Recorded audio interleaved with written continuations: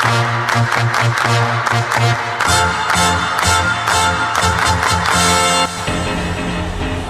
on, England, we need to sort it out.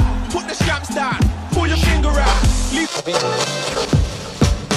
Where on earth are you from? We from England. Where you come from? Do you put the kettle on? Everybody loves you, baby. We're all going England crazy. It's coming home, it's coming home, it's coming, football's coming home. With the world at your feet, there's no one you can't beat. Yes, it can be done.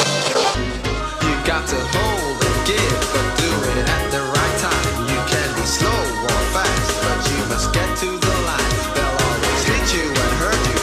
Defend and attack. There's only one way to beat them. Get round the back. Catch me if you can, 'cause I'm the England man. Frankly, Russia should go away, should shut up. Добро пожаловать в Россию.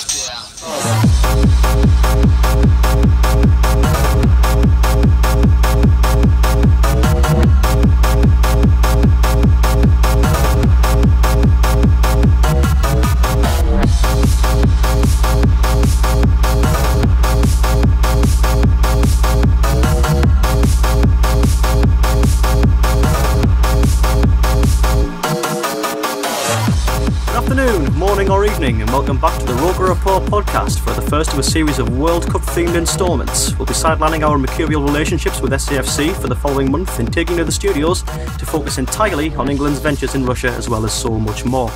It might seem initially here as if we don't have any special guests in the studio, but when you think about it, my fellow Roker Report contributors are the special guests. Joining me today is not only Nick Wiseman of the classic Sunderland fanzine It's the Hope I Can't Stand, or the really lovely sounding acronym Ethics for short, but also renowned TV personality and winner of Miss Blyth 2009, Connor Bromley. How are we doing today, lads? Very well, thank you. Very well. Glad to be here. Tremendous. Appreciate the introduction. It was a big day winning Miss Blyth 2009. I can imagine, yeah. Was the competition fierce? It was at Croft Park. Yeah, I mean... Thousands there. I wish I was there. Yeah, it was a big day. It was arguably the biggest day in Blyth history. Honestly, I mean, the people of Blyth are very aesthetically fine. I'm sure you'd agree. So to win from that bunch is a high achievement indeed. That when Alan Shoulder scored that goal against Wrexham. Oh, my dad remembers that. My dad does, not me. It was at St James's Park, actually. Oh, there's a pound in the swear job. Oh, yeah. Well, it's not quite the Rodwell swear job, but it'll do. Yeah, that's true. Anyway, yeah, so in the coming weeks we'll be giving a retrospective analysis of the England games, much like we do with Sunderland, hopefully without the same feelings of disappointment that come with analysing Sunderland games.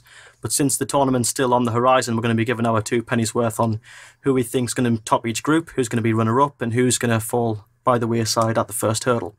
So we'll start with Group A, in which is Russia, the hosts obviously, joined by Saudi Arabia, Egypt and Uruguay. So we'll go to you, Connor. Who do you think's going to top that group? Russia's having a bit of a nightmare. They haven't won since October, I don't think.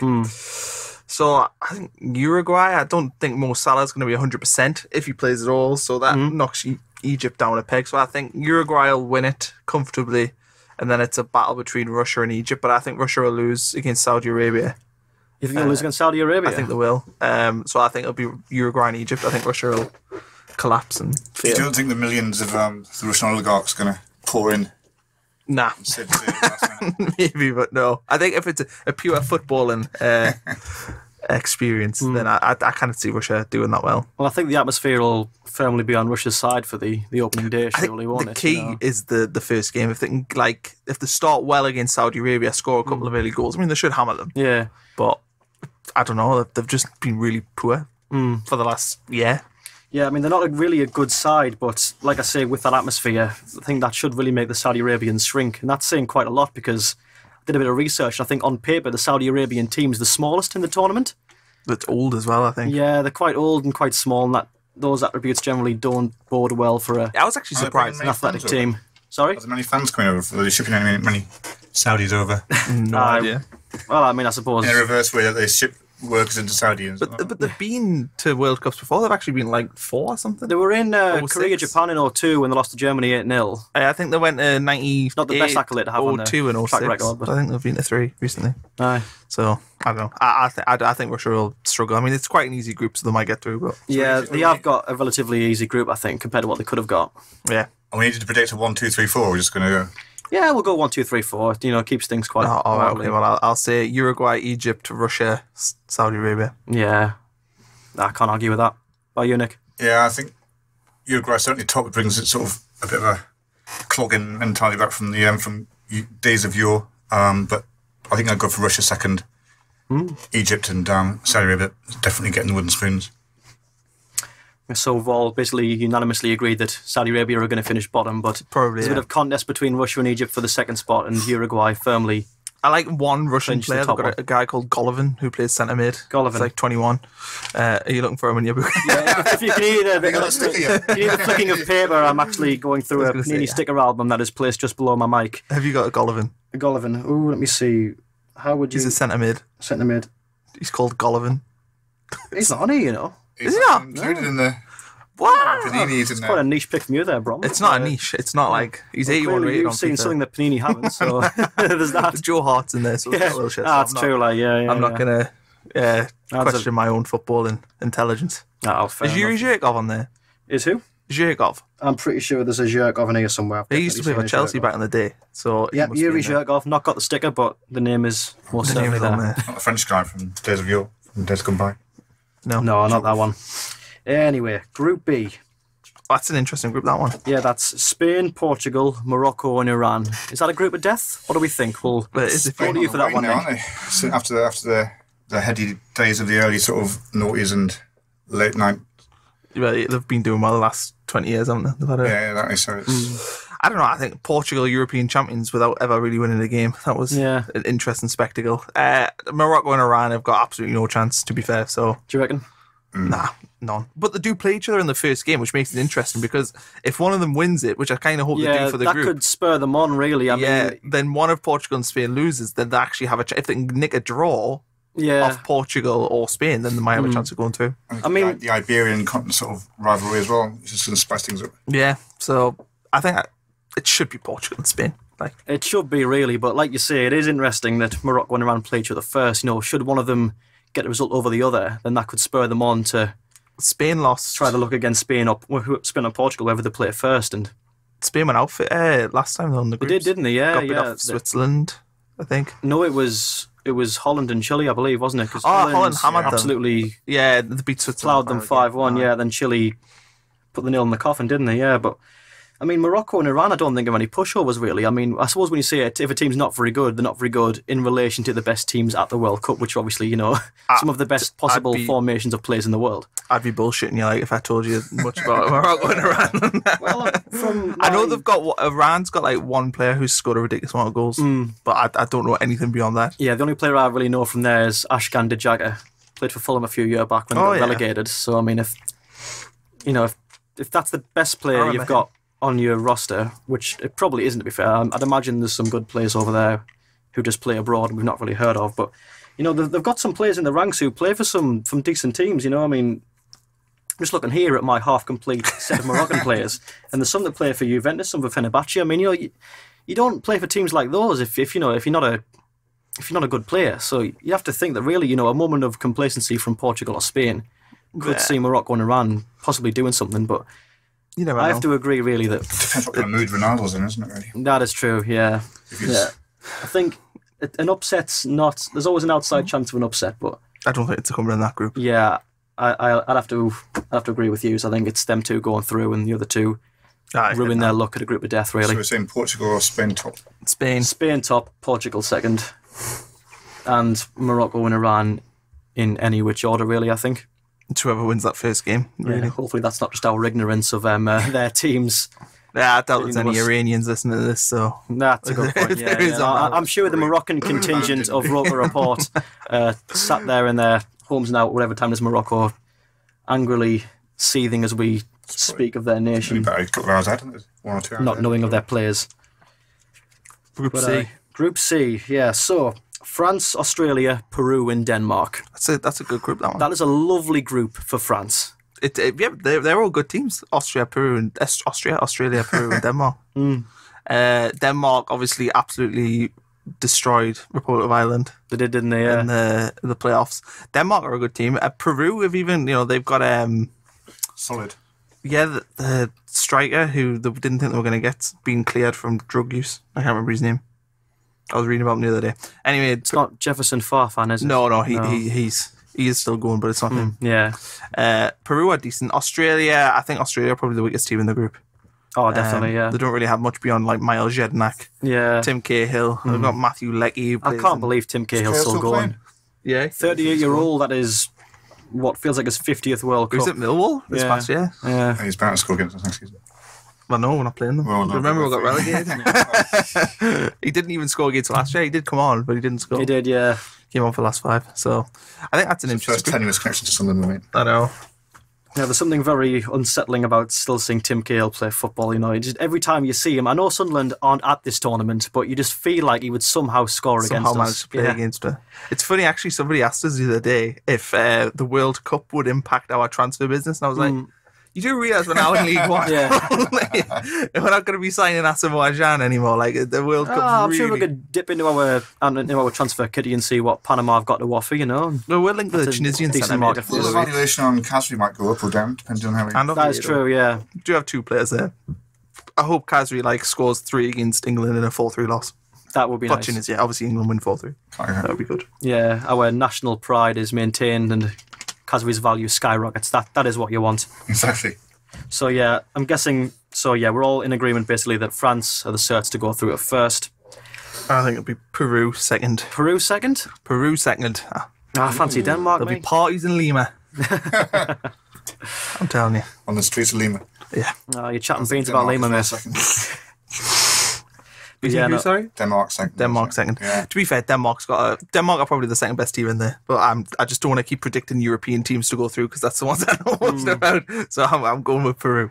Yeah, we'll go for Peru just so it looks like we've got the illusion. Because now we've sent through Peru and Egypt and Russia, Egypt, Uruguay. So Russia are a European team, aren't they? And we took them out. I don't know what. Oh yeah, they are classes. I suppose. UEFA, they're playing our qualifiers. Or I know most of the games are in the European part of Russia. Yeah. Right, D. Okie dokie. Let me just. I could just look at the screen, but I'd rather flick through my Panini album just so I can look at my lovely, almost complete album every time. You got any teams complete yet? No, I've got 2 more I need for Uruguay and 2 more for France. Nice. We'll predict that for the final. It's going to be Uruguay, France. It's quite a tricky group here, isn't it? You've got Nigeria, Croatia and Argentina. But Iceland in there as well, yeah. Beat England last time, didn't they? Iceland's well off the boil, though, at the minute. They've not really won many games recently. So yeah, it's the first World Cup, which is obviously a great achievement, and they've obviously come on a lot in the past 4 years, I think they're the smallest population, aren't they, by a significant margin. Only a few 100,000 people. Yeah, I think the support there. They all go to the games. It's like all of them. Country empties. Yeah, didn't they say when they beat England wasn't like a massive surge in pregnancies? That's news to me, but I'd like to believe it's true. Sounds like a bit of an apocryphal tale. The population's going up. That's how they're gonna keep creating footballers. Just breeding after wins. This is how a massive sort of footballing surge in Iceland starts. The population rises, more great footballers come through, rinse and repeat. Next thing you know, Iceland's a footballing superpower. God knows where would fit them all, though. It's not a particularly big country in terms of landmass. It's like Greece. A few years ago in Greece won the European Championship. Was it in 2004? Yeah. And all of a sudden, the Greece came from nowhere to win the European Championship, and then no one's heard of them since. No, they're not done much since then, have they, really? No, but they kind of just drew their way. Again, they were a bit like Portugal. They just bought their way to victory. Oh, it was attritional, I think. It wasn't a great spectacle. But I do remember cheering them on at victory. It's always nice to see the underdog. It is. We've never ever really seen that in the World Cup. 2006 or 2002, I can't remember when a year was, wasn't it? No, it was 04. Was there 4? Greece. Yeah. Greece was 04, definitely. Yeah. But we've not seen I don't think in World Cup we've ever seen a smaller nation win it. It's always one of the favourites, always ends up winning it. Yeah. Even at the Euros when Portugal won, they were the underdogs, but they weren't like the stereotypical underdog. Where there was still a decent enough team. Greece winning it was obviously Denmark won it in '92, I think, and then I don't think they qualified for the World Cup after that. Yeah. So Schmeichel on the side, didn't they? Who's this? Yeah. Denmark in 92. They won the Euros in 92. Oh, yeah. But with World Cups, so they've qualified for a few World Cups in between, then I'm sure. They must have. No, Denmark have. I'm saying, yeah. though, they didn't qualify for the one after they won the Euros. Oh, right. Oh, right, yeah. Go. I mean, obviously, before either of us were born, like, you probably tell a lot about that. But yeah, so I take it it's a given that we all think Argentina will top that group. Yeah, I think Argentina are scary good. Yeah, the first game as well falls on like World Cup Saturday, which is Saturday coming where there's 4 games, which we'll all be looking forward to as well. So it's like, yeah, it should be a good game. Yeah. So I think it'll be. I'm sure they'll be the usual plucky selves, but they'll lose in a spirited 3-1 loss. It's hard to predict the rest of the group, to be fair, because Messi come good this year. That's the thing, because he's they're talking about he's talking about retiring after the tournament. I saw that on Sky Sports. How old is he now? He's only 30. Like retiring from internationals. He's got another World Cup in him, surely. You know, I mean, yeah, maybe. Sure. I think Argentina, they always seem to be. Well, they got the final last time, but they got the final last time without playing well. They weren't particularly good last time. Yeah. I think Messi even got player of the tournament and wasn't. No great shakes. Well, if Tim McHale can do it at 38, then Messi can do it at 34. You know, that's a sound enough. So you're saying Argentina 2022 in Ecuador. But no, I think if you're going to call it, probably Argentina, Croatia. Yeah. Yeah. I think that's where I mean, as much as you'd probably like to see Iceland do well. Yeah, I think Iceland are coming bottom, really. You know, because Nigeria that's a pretty good team, aren't they? They're quite a consistent team, Nigeria, aren't they? You know, they never really do anything in any tournament, but they've always got like a decent crop of players. Yeah. They'll always finish second or third in the groups. Is Uber go out in the round of 16 if they get that far. Uber Ferry Martins, is he still going for Nigeria? I don't believe so. That man's anywhere between 40 and 29. Like, so like you can't really make much of a call on. I've scrolled down there. I don't know. Are we all going Argentina, Croatia?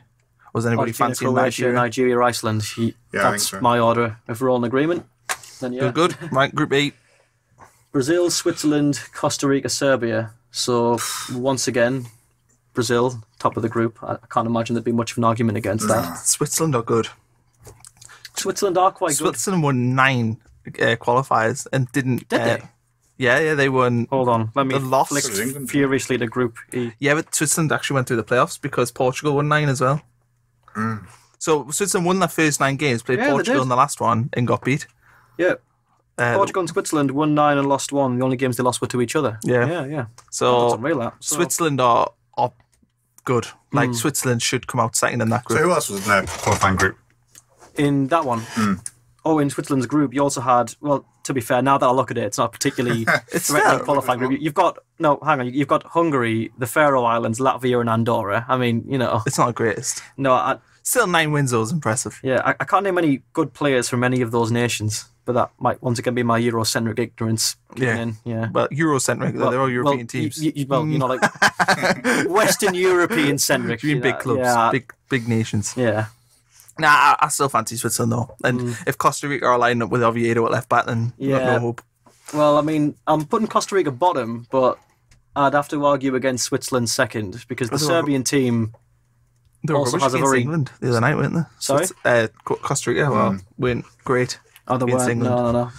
So I mean, I don't think they're. They did well in the last World Cup, didn't they? You know, they got to the quarterfinals. You know, the topped out group almost inexplicably. I remember reading in 4-4-2 and everyone was just so confident. I know, but we went out straight away. To the bottom of that group. We picked up 1 point. Couldn't even beat them. We drew 0-0 in their last game, I do believe. But yeah, so can anyone see Brazil being beaten in this group? No, personally. If they are, it'll be the first game, but I don't think so. They look pretty strong this year, Brazil. Yeah. I think either Switzerland or Serbia could get a draw, but no one's beaten them.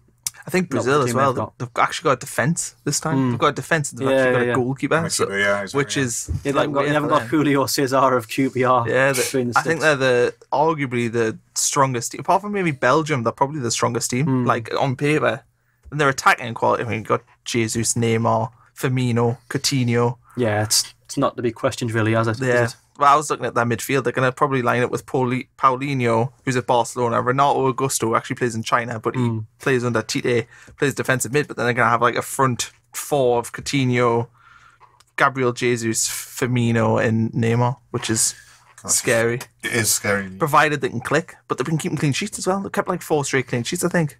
So it's hard to imagine, really, that Yeah, well, if I got like attacking flair with actual decent defence. Yeah, So. a team with that quality should be picking up 9 points in most groups, really, shouldn't Yeah, it? I think that Brazil, I think for most people, are probably the favourites, aren't they? I think this competition. Yeah, Brazil or France for me. I could see a final between them two, but that's something we'll get to in a bit, really. I'd have to argue, like you said, I'll go back to what you said about Switzerland finishing second. I'd have to really go against that because the Serbian team, I dare say, boasts more or less the same amount of quality as the Swiss team, but they're just aided by so many just like massive, like physical, just like brutes. Yeah, brutes, shit houses, whatever word you want. They all mean the same thing, but I think that'll be the difference, really. You've got people like Ivanovic and Kolarov in defence. They can bully any. Yeah. I think any attacking player, really. Journey to Russia as well, so it's just almost across the border. So it's what was that? Sorry, it's a fairly short journey across to Russia as well. Oh yeah, true. The supporters will be en masse. Yeah, I never really thought about that actually. Yeah, I suppose there's a certain geographical advantage. Yeah, that maybe a Balkan nation would have going into this World Cup, wouldn't it? I found it weird that some countries have been like trained in London to prepare. Like the South American nations and African ones have been going to London. It's just like, we're not that close. No, I don't see what advantage that would give you. Well, they kind of get in, can they? It's not even like a similar climate, is it? I'm sure it's a lot colder over in Russia. I don't know, not in summer. It's hot. Yeah. No, I'm sure we've just got like the benign climate where it's never too hot, never too cold. No, I'm sure Nichols will listen to that and absolutely laugh at Nichols is my resident Russian. Yeah, my extremely poor knowledge of Russia's climate. It's going to be that game too, though. I think the settler group would be Serbia, Switzerland, because Switzerland play Brazil. If they don't actually win that second game, then they could be pretty much heading out. No, basically. So it's interesting. I think that'll be an interesting group to watch after Brazil. So for certain we've got Brazil first and Costa Rica bottom, and then it's a toss-up. Yeah, it's toe-to-toe between Switzerland and Serbia for the runner-up spot. Yeah. We're on F. Yep, Germany, Mexico, Sweden and South Korea. Well, that's got to be Germany top, isn't it? Got to be Germany top, yeah. I mean, generally, there's always like a top-seeded team, isn't there? That's the big dog of the group that year. If you don't really predict to go through, you need to have a very sort of plausible reason to justify them. Yes, I think Sweden are not the team they once were. I think that was Zlatan's not anymore. Sweden, it's incredible how weak they suddenly look without Zlatan. Mm-hmm. I'm surprised, to be fair, that they actually made it through into the World Cup. I mean, still got Seb Larson playing centre mid. Yeah. And Mexico, they still... Mexico are decent, but they're always just the last 16. I think I saw a thing where they've been last 16 since like World Cup 98. So I think Mexico probably favourites to go through with Germany. I'd imagine so, yeah. They're much like Nigeria as well, have a very just sort of, just a very decent team by World Cup standards. Yeah, team. They nailed on a second or third and then round the round of 16 and nowhere beyond that. The thing is, to Mexico, a lot of their star players are now playing in like the MLS. A lot of them seem to prefer playing in like California to Europe. Mr. Donald Trump's. Must be affording to get ladders for that wall. Much to the dismay of Trump's blueprint for the wall. Yeah. As for South Korea, again, I would probably be lying. I'm gonna see if I feel like they're a one-man team with Heung-min Son, though, aren't they? Really? Yeah. I mean, good player. So he made his debut at the State of Mind. I remember that. Did he? Did, yeah. I remember. I was there. I didn't think he looked very good. Right, where's that team? Go on. South Korea. How many players do I know? Well, I'm sure Ji Dong-won. Well, he's not here, but Ji Dong-won is in the Panini album, as is... Has Ji Dong-won not been called up? Well, I'll be damned. Don't know. I'm offended. Man City fans can breathe a sigh of relief. Yeah.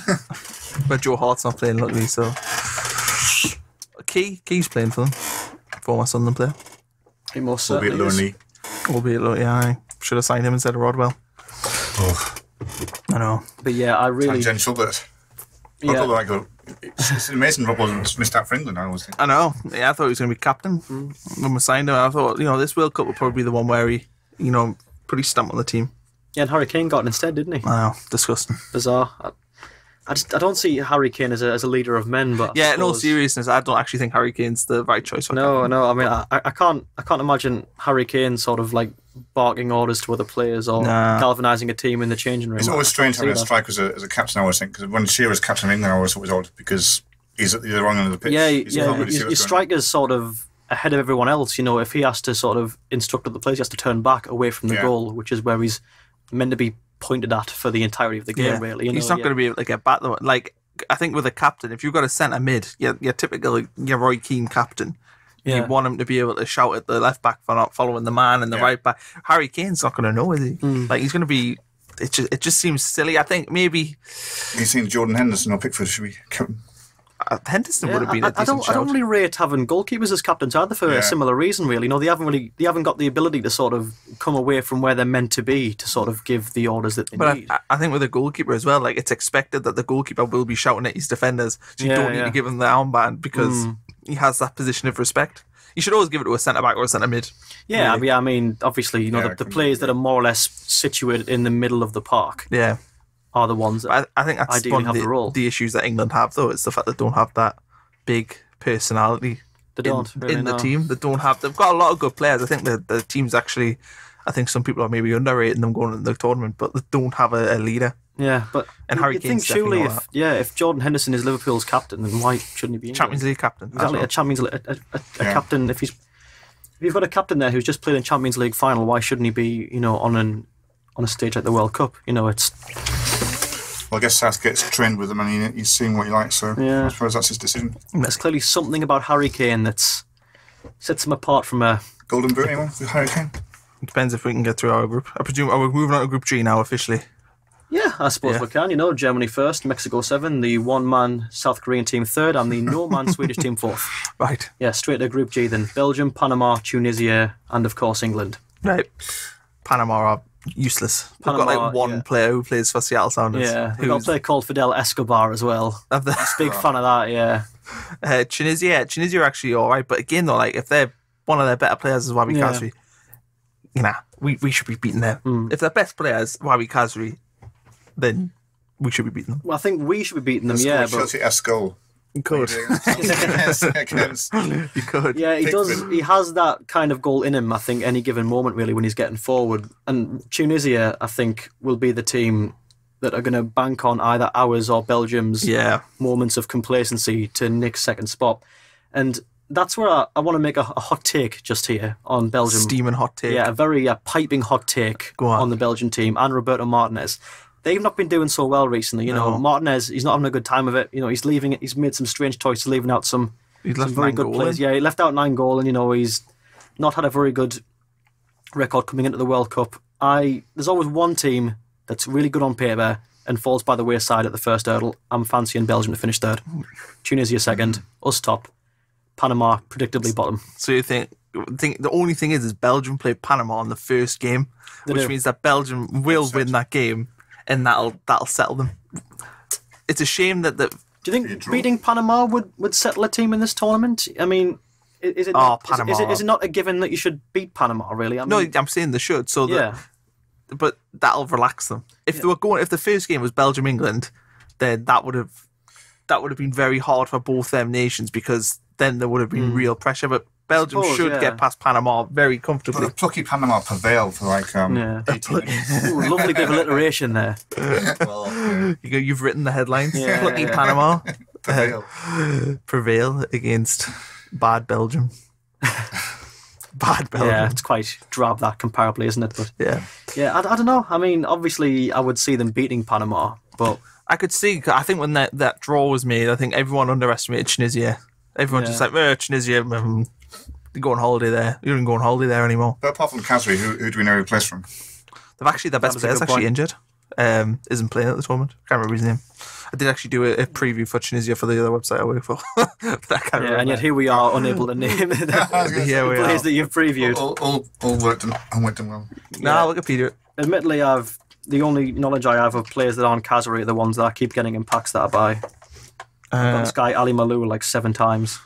He plays for a team in Egypt. You got the swapsies. Yeah. Alright, let's have a look. There he is. I can see Ali on the screen. I'm trying to see the one who's injured. Yeah. I'm always quite presumptive on the podcast. I sort of assume, for no good reason, that the people at home just know what we're doing, even though all we are, from their point of view, is a voice on Acast or YouTube or whatever. True. But yeah, just for clarity, we were there looking on the available PCs in the studio at the Tunisian team. and to trying to put our expert opinion yeah on such matters. to no avail. We still really only know Wabi Kazari and friends. That's what this team is to me. It's bad for me because actually my best friend is actually half Tunisian, so I should really know a wee bit more about him. He could have clued you in maybe on all things Tunisia. He's got home. It hasn't gone terribly well. Yeah, no, it hasn't. I think it's he's got himself into a difficult situation really, because I don't think he ever really envisaged Tunisia playing England. No, and obviously that's going to happen. So he's torn between his. He's supposed whoever wins probably. Yeah. Well, I mean that's can do that. I suppose. Yeah, you may as well think the winning team. So you're saying Belgium third? I'm saying Belgium third. You know, a nice steaming hot take. Not fourth, no. No, because they'll be Panama. Yeah, I reckon it'll be one of those where there's no draws and it's just 9-6-3 out. England top. Tunisia coming in at second. Belgium with 3 points and Panama. Do you think England's going to win it? Happy to be there. I do, to be honest. Yeah, I think they will. I think England will go through. Quite strong, aren't they? Yeah, they've been good going at the tournament as well. They have. I like the look of Sterling. I like the way they've dealt with the Sterling situation as well. Yeah, I do. Doesn't seem to be phasing them. So yeah, there's an interesting question about that when we come to the Twitter questions later. So yeah, no, I think there was a guy from the Northern Echo made a very good point. The way that they're putting the players out to speak, they're not hiding away. There's players out speaking. I thought that was. I think it's true. I think it does make a difference. Very refreshing. Yeah, and the way that Sterling came out and talked about it, I thought, well, fair play to it. But if you don't talk about it, it leads to like speculation, doesn't it? Exactly, Often it's the same thing with moving it to Sunderland. It's like when Stuart Donald's on Twitter and somebody goes to him, well, I heard this, and he's like, no, that's not true. Yeah. Oh, yes, that is true. If the person in question just comes out outright denies whatever claims is being made, that just sort of kills off. It nips it in the bud. Yeah, it doesn't let the tabloids sort of ruminate on whatever problem's happening, really. Exactly. So and I think it's good that Sterling's killed off whatever the Sun are trying to stir up. It's the Sun and the Mail, but I think it's whichever. With the press, though, you see it, particularly with Sunderland, I've noticed it. When we're with the old regime, the press could speculate on everything because the club wouldn't deny it. The club was silent. Like, if something bad was happening, you'd never get like a formal statement from Bain or Shorts. But it's the same with transfer speculation and stuff, whereas now the local press literally aren't reporting things unless they're concrete, because they know that the club's just going to be like, you're talking shit, which I think it does make a big difference. Like, it's interesting that sort of openness actually sort of makes you more of a closed book because there's no speculation. So in the old days, the fans would say, well, it was in the Daily Mail, so it must be right. But now they're saying, well, if it's in the Daily Mail, it must be wrong. Yeah, if you try and waffle on Twitter, Big Stew's right on your case, telling you what's what. I think now, like, in all honesty, Roker Report is actually the best place to go for Sunderland stuff. I couldn't agree more. Because we actually have the contact now with the club, and I don't think anybody else does. What was it? The Sun, not to the same extent, I don't think, no. The Sun ran a piece the other week saying, oh, Stuart Donald's only bought 5% of the club, and he's only paid 5% of the agreed fee. How disgusting is that? Well, that's business, isn't it? I mean, what kind of try and take is he putting on it? It's just trying to stir up. It's like if you buy a house, like you might have £1 million in the bank, but that doesn't mean you're going to spend 300 grand on a house straight away. It doesn't make sense for him to blow his money straight away. He's got a lot of money to spend this year. It's just an aside from all this. Really, we should probably finish off Group H. There will be plenty of time to talk. Went down a rabbit hole there, didn't we, a bit? But yeah, anyway, Group H, I think, is the only group apart from, well, I suppose the first one as well. Colombia and Poland. Groups A and H, I'd say, are probably the only ones that don't have a quote-unquote big team in there to sort of occupy first spot. Poland's de facto, good. Poland are good, but as are Colombia. Yeah, and Senegal's and they're joined by Senegal and Japan, just for the sake of clarity there. I think they're all like 3/4 out of 5s, aren't they? They're all decent, good, and in that group they've all got a chance. I think that's probably the group where you kind of actually. They've all got a chance. Yeah, I think you'd have I think of all the groups, that one's the hardest to call. Yeah. I think you can make a case for... Well, I think you can make a case for any of Poland, Senegal and Colombia finishing first. I personally couldn't see Japan doing it. Possibly not, but they're not that far behind them. We're not talking like... Any of those teams could Belgium, qualify, Tunisia, definitely. England, Tunisia levels. Like, they're all very close in terms of quality. Yeah, Poland have a very good offensive outlet. That's for certain. I think Poland's probably the strongest team in the group. You think so? I would say so. They've got... Because James Rodriguez, I just think he still hasn't quite got to that elite level, whereas Poland genuinely have Lewandowski, who is genuinely... Like, he's Harry Kane sort of level. If we're going to say that England have got a world-class striker, which might help... Yeah, I suppose Harry Kane's the closest thing we've got to that. Yeah, whereas they've got Lewandowski, who's been there, done it, got the T-shirt, played the big games. So Precisely. I think Poland, I think, will win that group. Colombia second? Probably Colombia second, yeah. I'd be tempted to say I would say Colombia first, but like I say, it really is for me just a toss-up between those two. Those two for me have the strongest defensive units. Mexico, really, isn't it? It's always like quarterfinalists. You know, in '94 when Escobar got just a good team, aren't they? Gave that one goal away and got somebody murdered. They're playing with fear. Yeah, fear of death. It might just be a case of who can outscore the other, really, between those two. But I suppose for the sake of an argument, I'm going to go for Colombia. Poland second, Senegal and then Japan third, and Japan second best of the other three. Can we see any big shocks or results in the groups? Yeah? I feel like it's what Alex was saying before about Panama and Tunisia. You'd expect England and Belgium to go through, but England and Belgium are both the two nations that are capable of knacking it up. Because England, we've seen it happen before, and Belgium, they've got this quote-unquote golden generation, similar to what we had 10 years ago. Yeah, but you hear a lot of golden generation teams, often the ones that sort of disappoint. Yeah, they don't. Frequently. I mean, Ivory Coast were a very golden generation-y team, weren't they? They had the Toure brothers, Drogba, and I don't believe, do they ever get beyond a group stage with the World Cup? I mean, they had really bad luck in 2010 when they got Brazil and Portugal. Ended up going out, didn't they? Yeah. That was Ghana's World Cup, that one. Yeah. I think too, Portugal, European champions, but aren't necessarily the best team. Could they trip up against Morocco or Iran? I think if they're going to be shocked, it'll probably be in that group or in England. I think so, yeah. But it depends what you class as a shock, because I don't think Russia will go through, which I think is the host nation. Well, I mean, in a group like that, they should. Russia's team, on paper, I don't think is brilliant. I think they wouldn't be the worst team in that group at all. I think it'd be a shock if they finished bottom. If they got beat, I think if they got beat on the opening day by Saudi Arabia, then went on to lose the other two games, that's a shock. But if they gave a good showing in the groups, I think that's pretty uncontroversial. Right. Anywhere that's not really second or third for them is something that would be quite a surprise.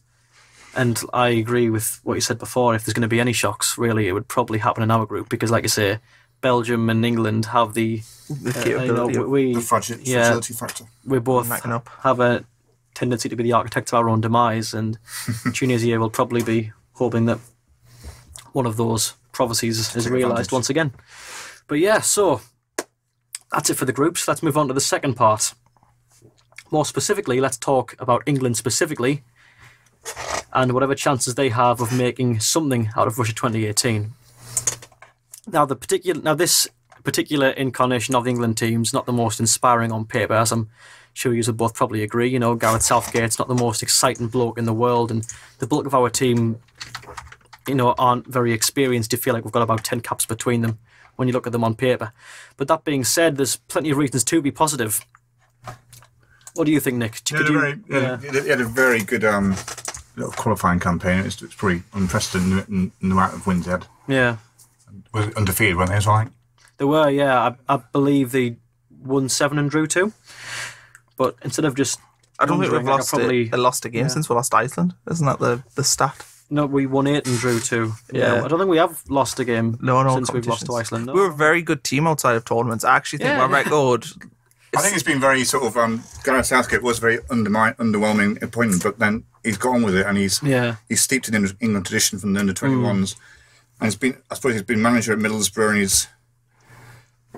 he's probably just one of those. It might even be like an Alf Ramsey who was very uninspiring when he became England manager, and then he won the World Cup. But I don't. Think, I'm not going to say we won the World Cup, but I think he might surprise a few people. I think he definitely could, and I didn't expect him to have the job at all. When Allardyce got sacked for. I would love to have seen Allardyce.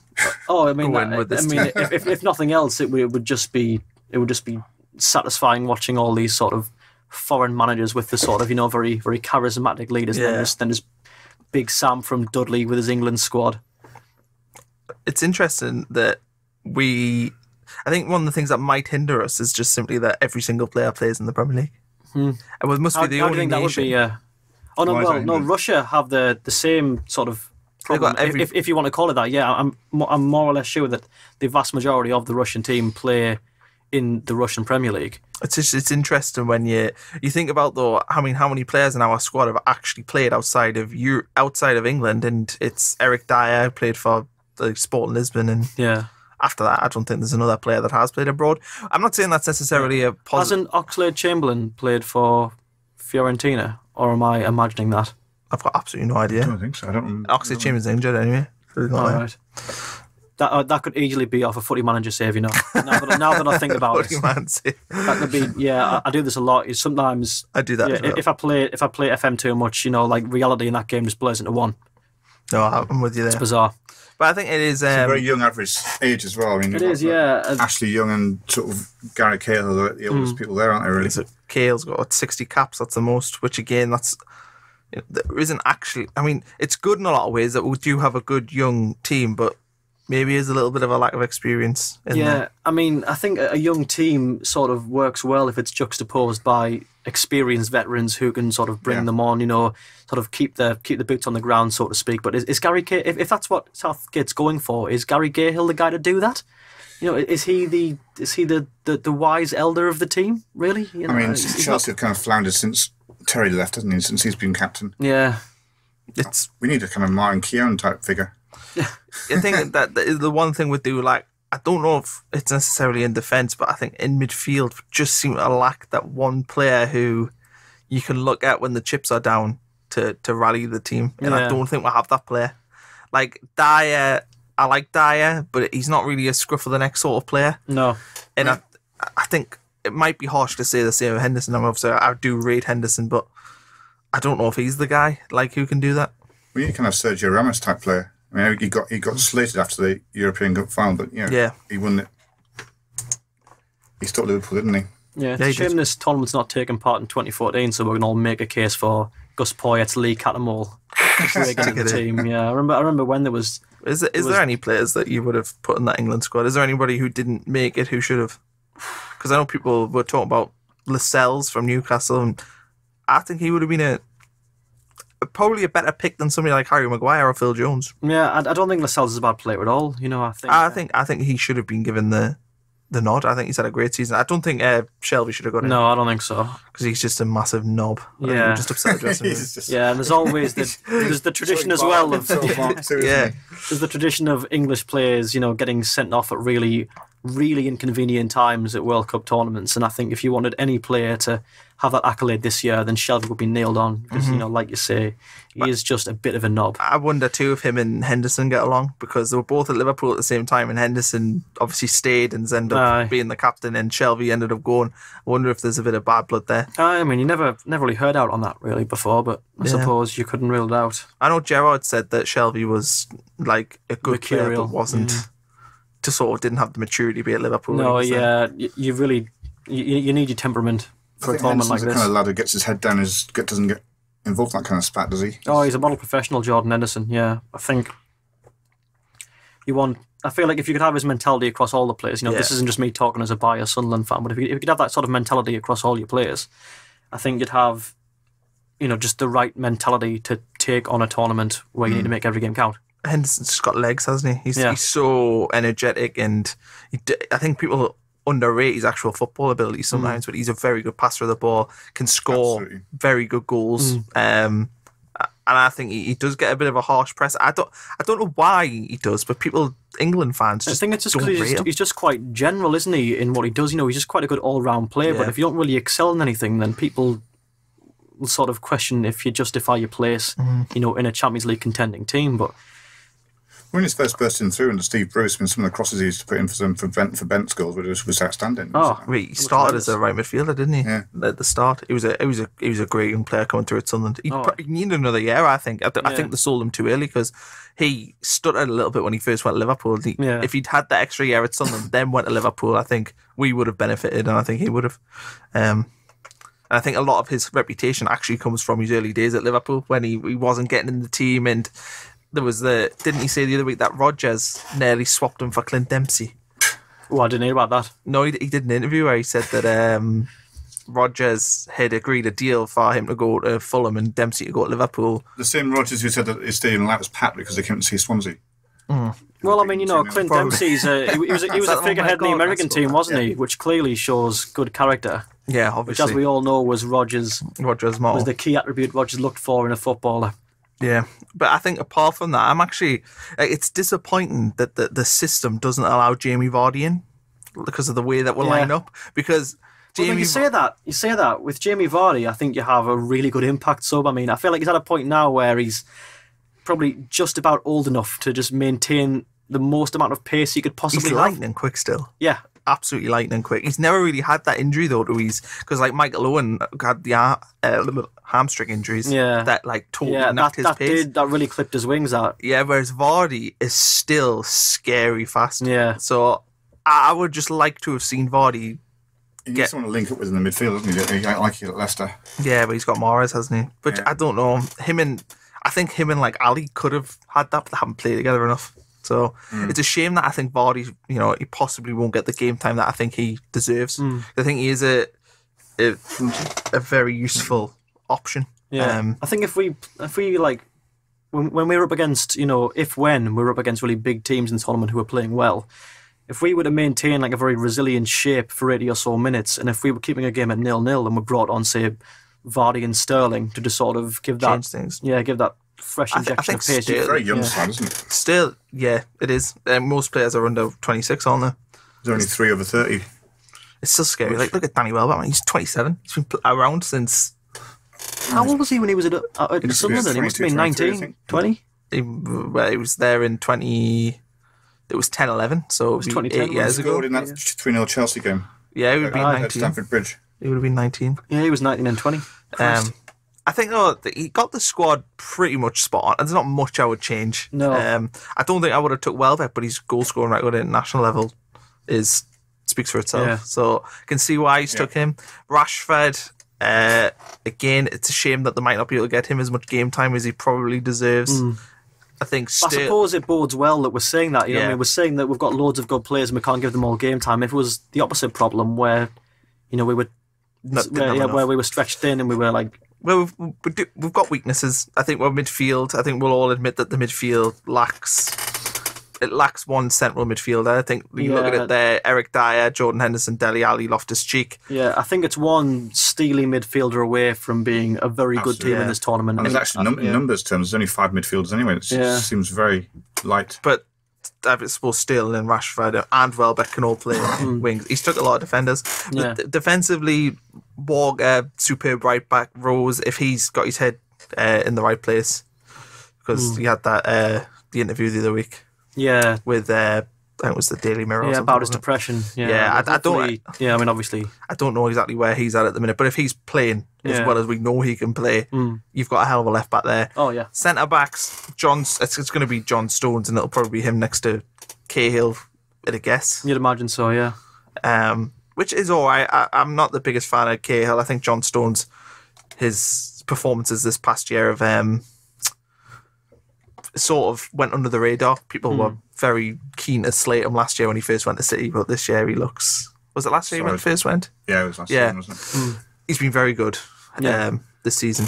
Understated. Moyes' his first opponent, wasn't it? Yeah. This season. Yeah, it would have been. God, it's scary that we started last season against we were drawn Manchester City. Yeah, well, Paddy McNair won the score the other one. Yeah. 2 seasons ago we opened against Man City and we could very well open against Walsall when the I think the worst season resumes in September. Accrington's the one that'll... Or Fleetwood Town. Yeah. Well, Joey Barton. Yeah. God.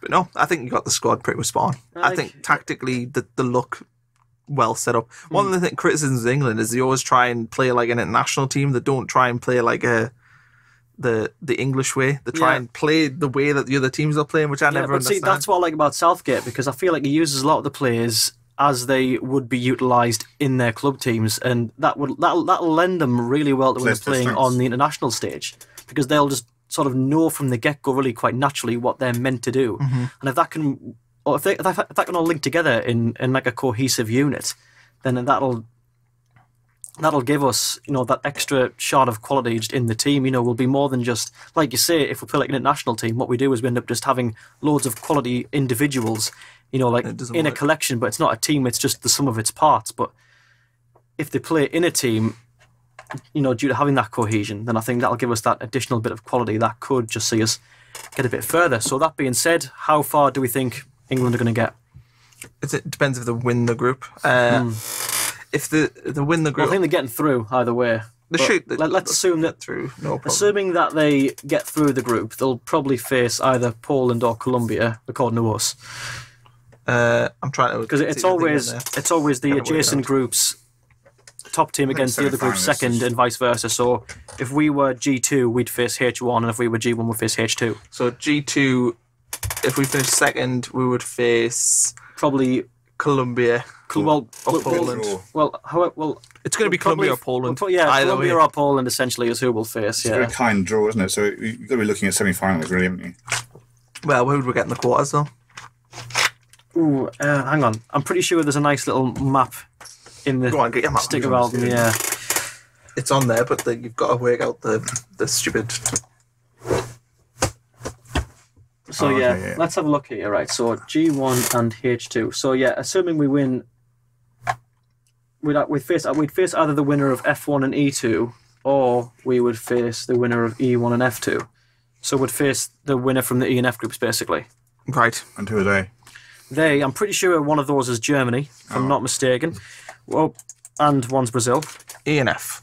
Yep, E and F will probably be Germany. So we're basically going to walk in Brazil or Germany in the quarterfinals. Yeah, I think realistically we should be expecting to reach the quarterfinals as a bare minimum. That will be where it ends. But that could very well be where it ends, because there are some very, very good teams in this tournament. The thing is, though, they are, like, on paper, Brazil, Germany, they should get beat, but we're not that far away from them, and you never know in a 90-minute game. No, yeah. And we've had so much bad luck. It's not implausible that we could beat them, but I think when that's when the challenge of the tournament really begins, I think, for England. But I think when we played Germany in, 2010, when Frank Lampard hit the bar, we were like 3-0 down, that would have brought it to 3-2. Yeah. We've had bad luck. We've had some minging World Cups like that. We had a goal not allowed because the goal went in, but it crossed the line, but it wasn't given. That's again on talk about Lampard, and also the diver.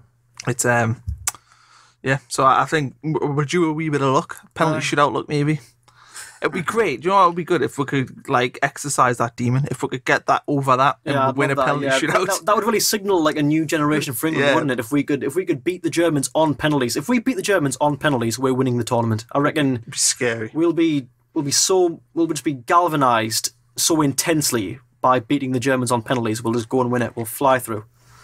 But I think honestly, it's the quarters. We're a quarter-final team, aren't we? And that's what we've always been, and that's where it'll. Yeah, that's where it'll end. Although I don't believe we've got as far as the quarter since 2002, have we? I don't recall how well we did in 2002 was Japan, wasn't it? Korea, Japan. Brazil. Brazil. And they beat us 2-1, didn't they? Yeah. Well, I mean, personally, I'm expecting the quarterfinals and little more else. I can't see England. We reached the quarters in 06. Yeah, I can't see England being the team to win the World Cup. My money's firmly on France to win it. I think I've spoke earlier of if you can juxtapose a team with youth and experience, you've got a formula for success, and I think that could take France all the way to the finals and get them their second World Cup.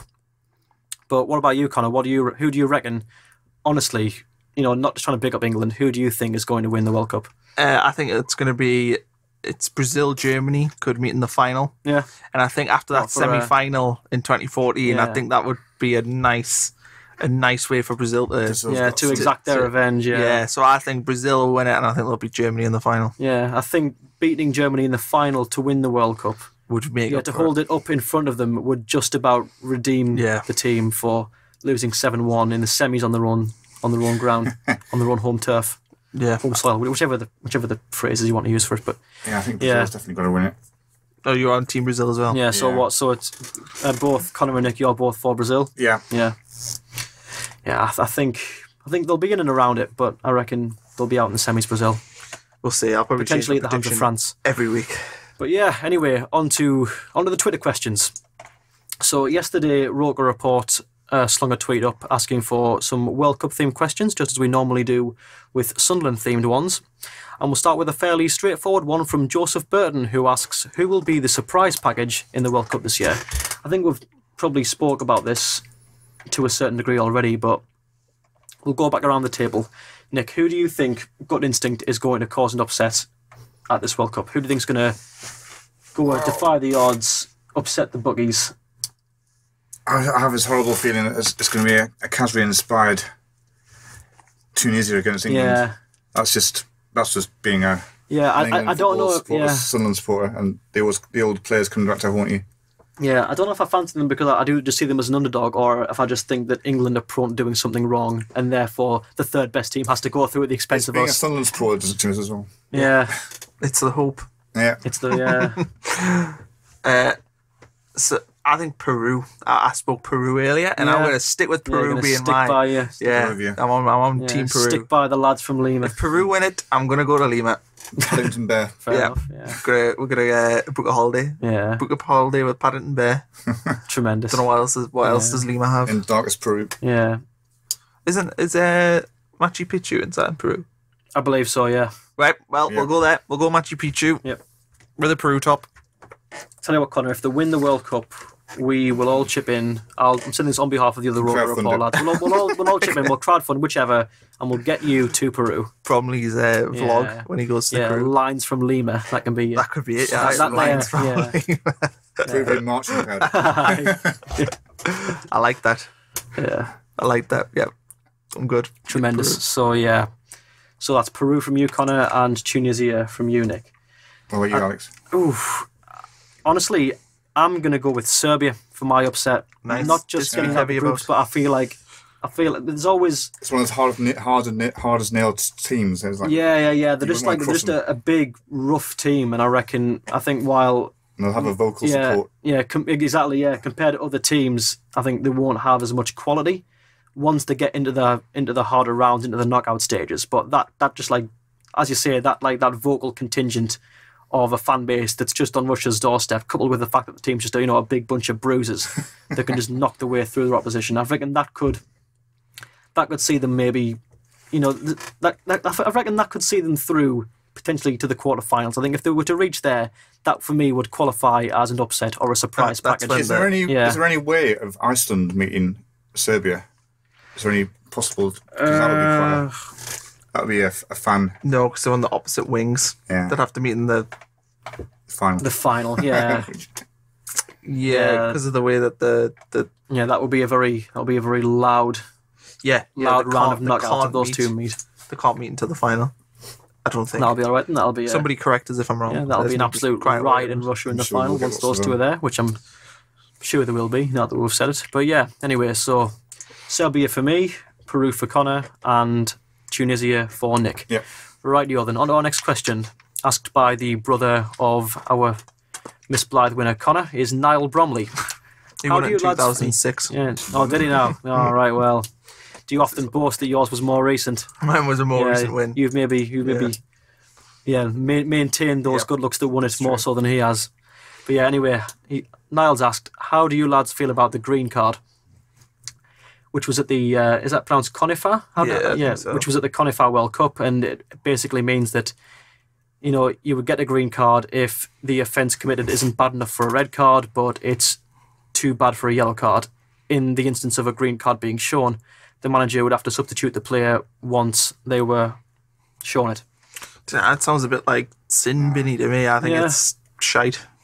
I think it's the point of it. I feel like it would be all right of a concept if I could sort of see some evidence of how it would be used. I mean, I don't know. Are there enough instances of offences that fall between red and yellow to justify making this a thing? Are there? The issue is basically the insisting that he goes off being substituted. Yeah. It's like what you do with like a 12-year-old when you like used to say. Well, certainly when I was younger, a kid does a bad tackle, but they don't want to send them off to make the game uneven, so they make them substitute. But I think the issue is you have to clarify what the rule is. So one of the things that irritates me about football is, it's the 90th minute. You're on the count. You're getting beat 1-0, and you're on the counter attack, and then that midfielder just takes the guy's legs on the halfway line as you're breaking through. Yeah. That's one of them things where I think like a free kick on the halfway line and a yellow card isn't a big enough punishment. No. I don't think a green card's the way to go, but I think maybe even a case of you can select where you take the free kick from. Something like that. Like that's it. There's maybe a way you could sort of take yellow card offences that wouldn't be sort of punished enough for just a yellow and maybe just augment them to make the punishment more severe without introducing a whole new card, which, you know, it's may a or bit of may a not. cop-out card, yeah, isn't it? Yeah, it might bring out some more, you know, like it could lead to a few more complexities as well, like in the rules of the game, which we don't really need, to be honest. Greens all happy clapping is sort of to be a punishment. Yeah. But what will happen is, though, is you get in the first 5 minutes of an old firm derby and a horrible tackle goes in. The referee, I'm not sending him off, but I'll green card him. Yeah. And how does it work for the offence, for Tottenham ups, for example? Will it be a red card offence, or will it be a... Is it just, do you mean like for the suspension after the game? Yeah. No idea. Yeah, I suppose really that opens a whole new can of worms, doesn't it? I mean, actually, there's a question. If you substitute a player in any situation, can they be subbed back on once they're taken off? You can't. Okay, right. I was going to say, because if that was the case, then no. Also, the player which has gone on to substitute can be substituted himself, but you can't. I think back on. The green, if they were going to do it, it would have to be some form of like sin bin. Yeah. But again, I just don't think in football, I don't think that would work. No. Like it's not like in ice hockey they have the sin bin. That works because it's 5 against 4. Yeah. So you can sort of see the difference. Whereas 11 against 10 for 10 minutes, you're not likely to concede. Yeah, you sin bin a footballer on the 60-minute mark. He comes off. He comes back on 10 minutes. He's re-energized. Yeah, where's the punishment, really? You know what I mean? Like, it's for me. It's an idea that I can see people thinking of and thinking, oh, it's good. But I think sounds like an American idea, isn't it? Yeah, I could see it being in the MLS. Also, as well, I think there's a certain inconsistency there with the colour. I mean, you know, normally you'd think maybe green, good, yellow, average, red, bad, but why would green be between yellow and red? Shouldn't it be like an orange card? Isn't that better? Yeah, I completely agree. Should The be green an card orange. makes it sound like it's some kind of an American sort of visa system, or Yeah. And when I read the first line of Niall's tweet, I thought that the green card was going to be like an offence that was less than a yellow, which which would have been utterly ridiculous. And I think, green means go as well, so it's like almost a good thing. Yeah. I just can't see it working. I quite like. Sometimes there's the tendency to tweak things in football, and there's some things that have been good, like the back pass rule is arguably the greatest rule change in football history, certainly modern football history. Whereas when you're tinkering stuff like the red and yellow card, I just think you're messing with it when it doesn't need mess. There's not enough people. You don't leave the game and go, oh, that red card was just under a yellow for them. Like, you're going to end up grading them too much. Like, it is quite clear what a red and a yellow card is, and the debate often it's like, well, it was a bad challenge, but for me it maybe wasn't quite a red. Yeah. But it's not enough to change it. There's not that much of an issue. Like the goal line technology makes sense because there was clear issues with the fact that the ball was going in and the referees needed that help. Yeah. Whereas as for the rules, I think we've got a pretty good system in place, really, haven't we? As long as there's any need to change anything, we've got. I mean, as you say, goal line technology was more of an issue with the way that whether we were able to judge events, but the actual sort of fundamental rules that we have in place. Nothing's changed. There's no problem there. Referees. I mean, VAR is a different matter. I think VAR is not good for the game, personally, because we're striving for perfection when everything's interpretation. Your view of a red card is not my view of a red card, but that doesn't make your view or my view wrong. Yeah. Then that's the issue with VAR, because you just, I mean, I used to be a referee, so I did all the course and stuff. Did you? Yeah. Oh, didn't know that. I just hated the parents, so I stopped doing it. So one of the key things is you make a decision, and there's say 20 people watching the game, and 6 will agree, 6 will disagree, 6 will not think it's a foul. The Mourinho view, isn't it? That's what he says, you just got absolutely there's no way of you can't look at any one thing and say that's a foul and that's not a foul. You can't get that because it's not a perfect game. Yeah. There's only certain things that you can say are perfect, and that's if does the ball cross the line, where's the throw in, where did the free kick take place. They're the only things that you can. Did the headbutt occur where? Yeah, that sort of thing. Or did he punch him in the face? The sort of can be that sort of help for them, but I just don't think it's needed. Yeah, and I suppose as well, that's the role of the fourth official as well, isn't it? He should be looking at that because he has a monitor. Yeah, and if, like you say, if whether or not a red or a yellow card is awarded is a matter of subjectivity between one person's opinion and another in a given situation, then introducing a third card is just going to complicate things, you know. Rather than, you know, like you might have someone argue, and you know, if it's bad enough that people argue, oh no, that was a red, oh no, that was a yellow. If you got, you know, and if you got the ability to say, oh no, it was a green, then people would just, the referee would always end up with the green. You would see far less red cards. I think so, yeah. I think the referee would naturally want to compromise for the sake of just like killing off an argument and award a green. I definitely agree with you about the colour. It seems a really odd choice of colour. It also, what happens if you've made all 3 subs? What happens then? Does that mean that you get a bonus sub, or do you have to get sent off? Or I think maybe you should do it. It should be like a. Surely a bonus sub's like an advantage in a sense, isn't it? Really, yeah, you know, I just don't think it would work. Ultimately, you get another fresh pair of legs on the pitch, don't you? Yeah, I just don't think it could work. That's a good point. How do they work that? In that I've got no idea. Yeah, I presume they must just get sent off, or you keep a sub spare. I think there's always, for me, there should be an argument where if a player gets injured, so say if it's a yellow card offence and the player gets injured, but the team that has the injured player has made all 3 subs, then I think there could be an argument that you should be able to make the extra sub because you're getting punished for something that's not your fault. That is true.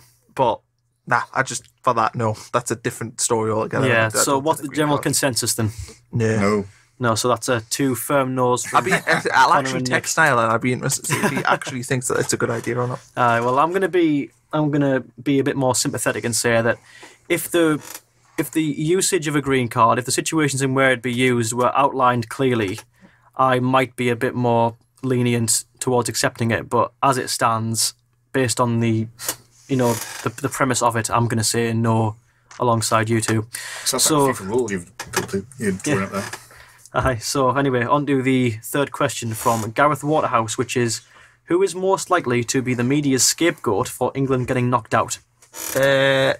I think this one's, for me, a Raheem loaded Sterling question. Yeah. written over it, but has to be Sterling. The guy who has, I think, the most. If England say go out in the Ali. groups, you think it's Ali? I was thinking say it's Kane. If England go out in the groups without say scoring, say they scored 1 goal in the competition, then Kane will get it. I think Ali's the one most likely to lose his head and sort of get sent off. Yeah, and be the Beckham of '98. Yeah, drag the legs off somebody. Or he's got that sort of edge, hasn't he? Which is why we'll rate him as a player. But he does have that. You know, you can see in the game. Say we are playing. Got a look in his eyes. You're playing Panama and it's 0-0 with 10 minutes left. You can see him just losing his cool a little bit. So I think it could be one of them. I think Raheem Sterling's the one that they've already set up for failure. Oh yeah.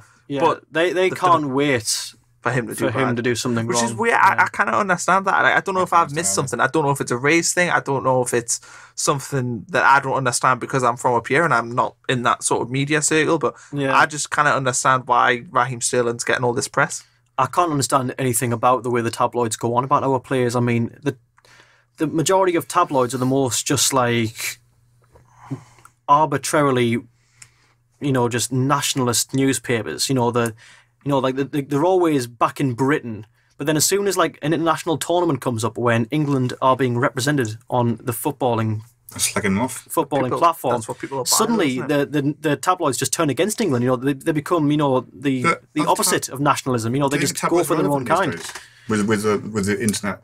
Sorry? Would you think tabloids are relevant these days? I mean, they're relevant enough, I think, to incite controversy, aren't they? The articles, trying to pin every single problem to Sterling's gun tattoo still crop up on Twitter. So, I think really, the tabloids are relevant because social media isn't what's killing them off. It's just offering a new way of people to see what they're doing. I don't think it's going to be anywhere near as bad, though, as what it was like in the 90s and 2000s. Oh, yeah. I mean, no one reads the paper anymore. No one's going to turn everyone stuck on their head and no one's going to really sort of take much notice of it. Nobody's going to say it. I don't think that the papers, if you think about it, even from like a local level around here, the Chronicle does have a little bit of say with Newcastle, but the Sunderland Echo, to say that they have a strong say on things that are something. If they published a story tomorrow about something that was negative, how many people would buy it as necessarily true? I don't know.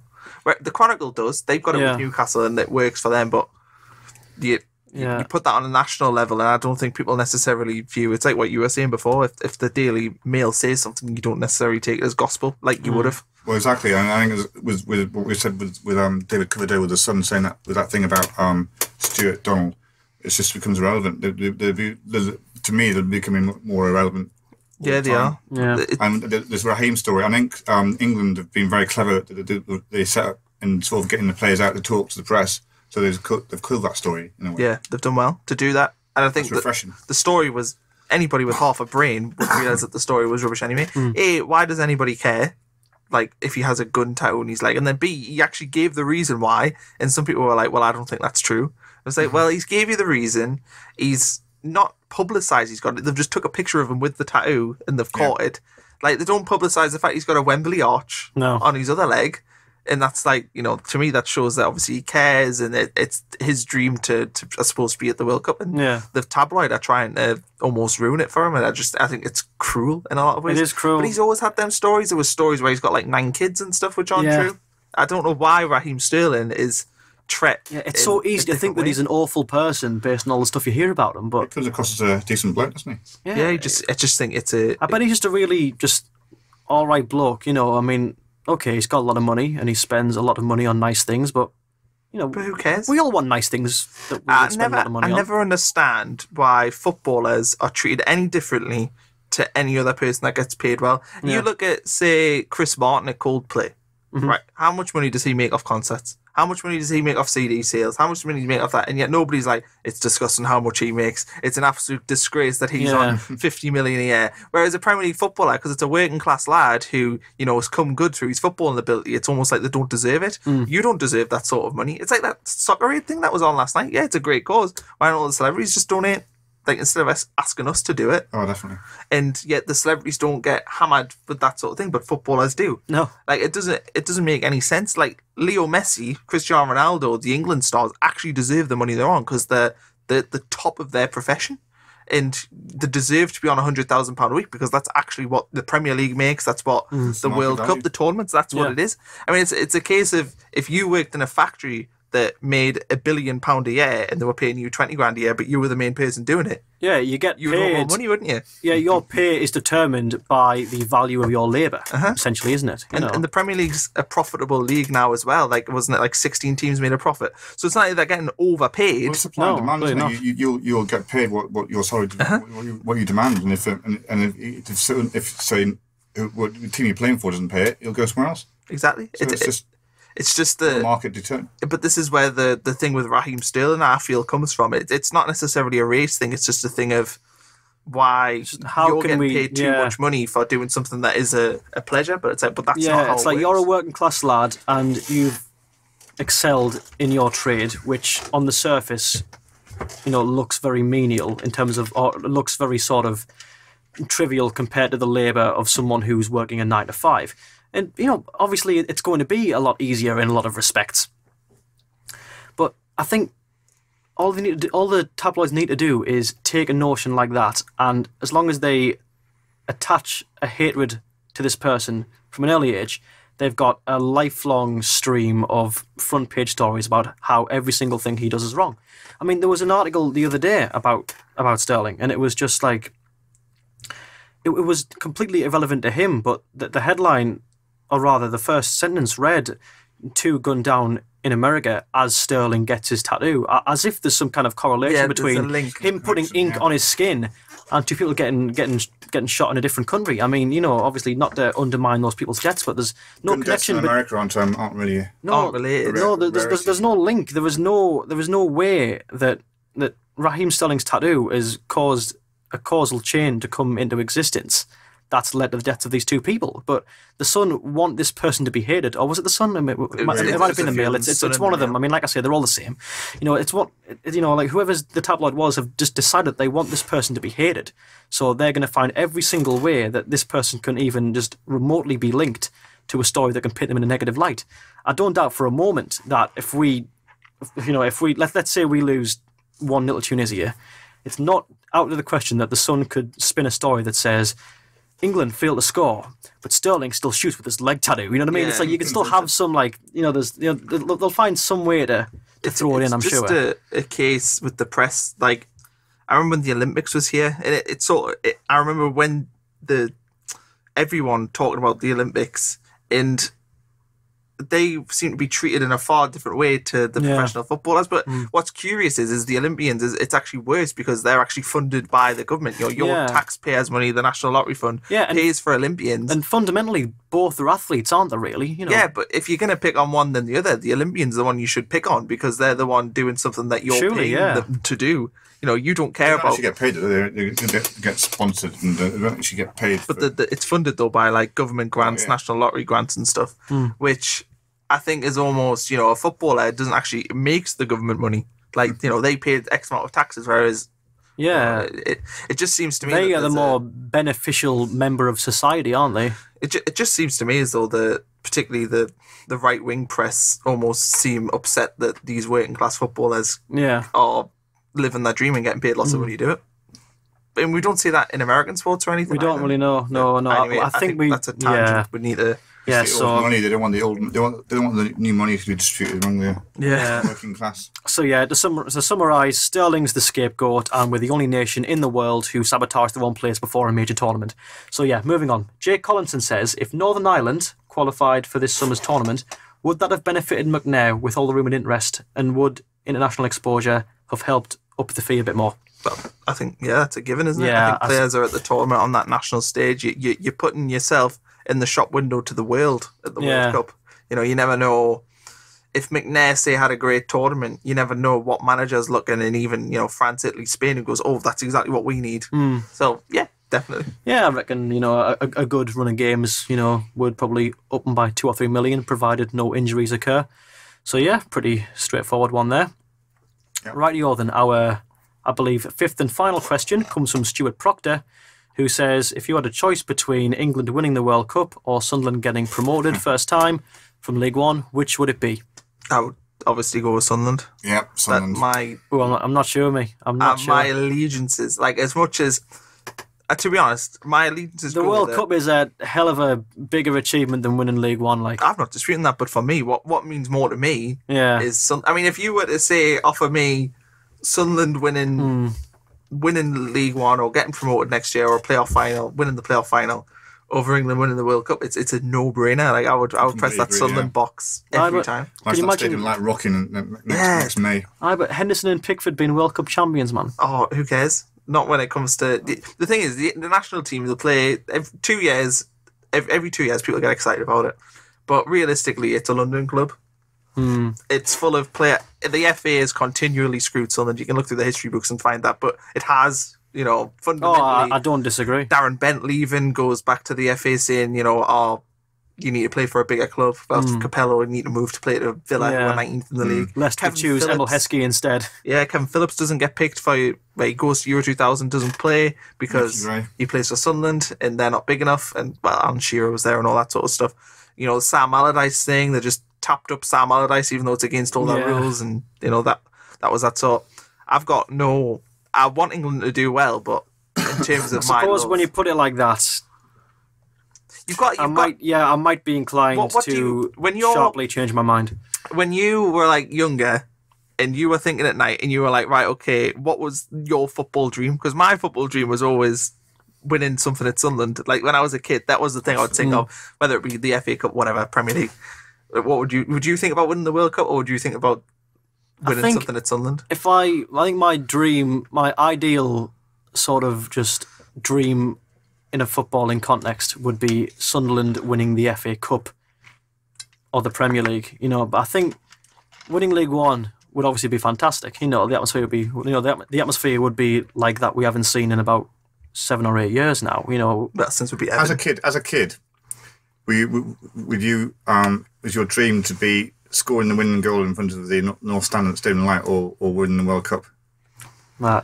You raise a very good point there. You see, but that's the thing. Like that's exactly it. Like for me, I think, if you phrase it like that, then Sunderland over England definitely. We've got every week, right? We come in, we'll do the podcast, we'll write the Roker Report stuff every week on Sunderland stuff. In the last year, it's been 2 years. It's been miserable. But we could win League One next year, couldn't we? But England can only win the World Cup once every 40 years or something. England are crap. Like Sunderland are good in this division allegedly. So it's if you've got the choice, like it has to. I'd always side with Sunderland when it comes to them sort of things. Well, I'm World undecided. peace or Sunderland winning promotion. I mean, Sunderland winning promotion every time. A controversial take from Bromley. But the thing is, though, that's the thing that like matters most to me. I think most supporters would say club of a country. I think in this country we've got such a like the depth of the football league. Like people are so ingrained with their clubs. Like it seems silly to not pick the club. Well, I'll ask one final question, only to Connor, before we conclude this podcast. If you could choose between Sunderland winning 3 trophies in a row, League One, the Championship and the Premier League, or regaining your youthful good looks and winning Miss Blyth 2018, which would it be, sir? Well, I mean, that's tough now you said it, but I'm fortunate in that, like, I got a girlfriend when I actually had my looks, and she now loves us for my personality. Oh, well, I say that all the time. Like, what I did was I managed to get her when I was all right, and then I've got her with like the personality now. So she loves us despite my balding head and my slight belly. So I was going to say you've got the full package. He's already there. That's me in how many years? 20 years time maybe. 20? 20. I don't know. If you say so, mate. Don't know where we're at with it. I admire your confidence. I think I would still pick Sunderland by a mile. Yeah, fair enough. I cannot see Beth leaving us. Yeah, so. Well, if nothing, that only foregrounds your unrivaled loyalty to your club. Yeah, it is. That's exactly it. I mean, clearly I'm just a total Sunderland mercenary because I dare to entertain Blyth England getting to win the World promoted Cup. or Sunderland getting promoted. That's when your loyalty start to contend with each other. I think. But yeah, anyway, I think that just about concludes this first episode. It's been a bit of a roller coaster, hasn't it? That's like aye. It's weird being in here and not talking about something, but we've went for a good hour and 15 minutes probably. We have So anyway, thank you very much to Connor and Nick for joining me in the studio, and we'll be back following the first game of the tournament, which will be England's tussle with Tunisia. I'll also say that I'm doing not Roker Report. I don't actually know if it's going on the Roker Report platform, but I am doing World Cup videos every other day. Well, Bromley's doing something, and you should definitely watch it. What's it? I think it's called Bromley's World Cup Diary. Bromley's World Cup Diary. It's Bromley's World Cup Diary. Yeah, that's what it's going to be. I've bought some flags today. Yeah. I've got every single nation's flag, a little one. Really? I can wave. I've got the ones you see. With flags with Connor. It could be. Flags. Well, I put a big bang. Why not? I could see if I can get him on. Jim Parsons, Sheldon Cooper. Come on. Tremendous. Sheldon, I don't watch that should be coming up. I don't know if it'll be on Roker Report's Twitter though. I'll have to twist Gav's arm. It'll be somewhere. I'm sure in the Roker Report stratosphere we can find a way to sort of let Bromley's World Cup Diary just orbit a bit, just for the... That could be it. So yeah, that's all my announcements. So anyway, thank you very much for tuning in, and we will see you after the Tunisia game. Adios.